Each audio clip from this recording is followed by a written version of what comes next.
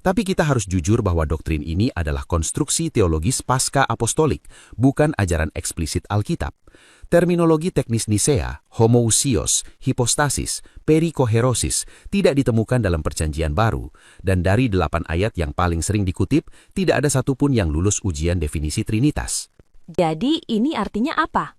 Artinya, kita harus memahami Trinitas sebagai apa adanya, sebuah tradisi interpretasi, sebuah gramar teologis, sebuah aturan berbahasa tentang Allah yang dikembangkan gereja untuk melindungi misteri ini dari penyederhanaan yang berbahaya. Trinitas mengajarkan kita bahwa Allah itu satu, tapi bukan monadik, bukan seperti batu yang dingin dan soliter. Allah itu satu, tapi relasional, dinamis, komunal. Allah menyintai putra dari kekekalan, roh mengikat mereka dalam kasih sempurna. Oke, sebelum kita tutup, mari kita rangkum. Apa yang kita pelajari hari ini? Pertama, kita belajar bahwa terminologi teknis Trinitas, homoousios, hipostasis, perikoherosis adalah hasil rekayasa bahasa yang canggih selama ratusan tahun untuk menjelaskan sesuatu yang tidak pernah dijelaskan secara eksplisit dalam Alkitab. Kedua, kita belajar bahwa dokumen konsensus iman berfungsi sebagai pagar pengaman, menutup celah bagi bid'ah, tapi tidak menjelaskan bagaimana Trinitas bekerja. Ketiga, kita belajar bahwa dari 8 ayat yang paling sering dikutip, tidak ada satupun yang lulus ujian definisi Trinitas.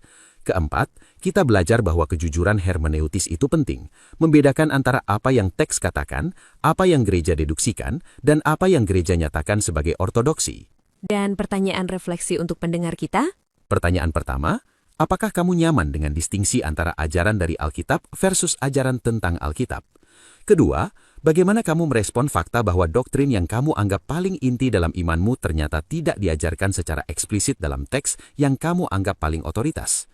Ketiga, apakah mungkin Alkitab mengajarkan sesuatu yang berbeda dari Trinitas Nisea, misalnya monoteisme henoteistik, satu Allah suprim dengan agen ilahi subordinat? Dan keempat, sejauh mana kamu bersedia mempertanyakan tradisi untuk mencari kebenaran?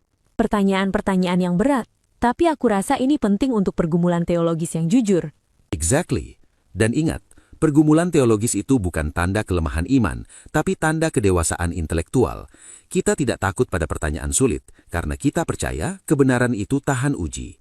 Terima kasih Rudi untuk diskusi yang sangat mendalam hari ini.